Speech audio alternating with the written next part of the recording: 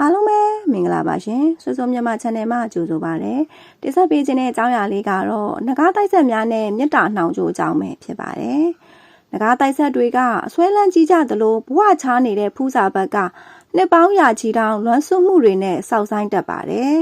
လိပ်ပြရှင်တွေအနေနဲ့သူတို့ကိုမေ့ပြီးတခြားသောသူတယောက်အားချစ်ခင်မြတ်နိုးနေတာမြင်ရတဲ့ခါတိုင်းနာကျင်မှုနဲ့အတူပူဆွေးဝမ်းနဲ့တက်ကြပါတယ်အဲ့လိုခါမျိုးမှာကိုယ်တိုင်ကလည်းဘာကြောင့်မှမသိမျက်ရည်ကျတတ်ပါတယ်အဲ့ဒါကတော့ချိတ်ဆက်ထားတဲ့မြတ်တာနှောင်ကြိုးပါပဲအမျက်တနိုးတန်မိုးထားပြီးပြန်လာကိုစောင့်ဆိုင်နေတဲ့အချိန်တခြားသောတစုံတစ်ယောက်အတွက်ပူဆွေးဝမ်းနည်းနေတာမြင်ရရင်ဘာနဲ့မှမတူအောင်နာကျင်မှုတွေဖြစ်ပေါ်နေရတဲ့အတွက်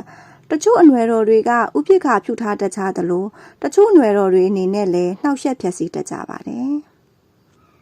နောက်ဆက်သူအားလုံးကိုကျေးဇူးတင်ပါတယ်ရှင်အားလုံးစိတ်ချမ်းသာခြင်းကိုယ်ကျန်းမာခြင်းနဲ့ပြည့်စုံပါစေပူဇော်ရကြများကိုအဆက်မပြတ်တင်ဆက်မှာဖြစ်တဲ့အတွက် channel ကို subscribe လုပ်ခဲ့ပေးဖို့တောင်းဆိုပါရစေ notification လည်းနှိပ်ပေးဖို့တောင်းဆိုပါရစေကျေးဇူးတင်ပါတယ်ရှင်